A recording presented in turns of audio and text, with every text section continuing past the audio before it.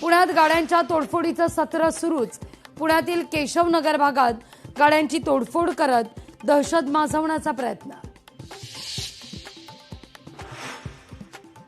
पुण्यातील घायवळ टोळीचा आरोपी पोलिसांच्या ताब्यात। 3 दिवसांपूर्वी पुण्यातील कोथरूड भागात घायवळ टोळीकडून एकावर करण्यात आला होता हल्ला। जूहू चौपाटीवर कचऱ्याचं साम्राज्य। 5 दिवसांपासून परिस्थिती जैसे थे। लोकशाही मराठीचा सलग 5व्या दिवशी रियालिटी चेक। येणाऱ्या 15 दिवसात दोन्ही राष्ट्रवादी एकत्र येतील। आमदार रवी राणा यांचा पुन्हा खळबळजनक दावा। पक्ष एकत्रीकरणाचा सध्या प्रस्ताव नाही, आधी पक्षबांधणीला प्राधान्य। शशिकांत शिंदे यांचं वक्तव्य। बेलवाडी तुकोबांच्या अश्वाचं पहिलं गोर रिंगण।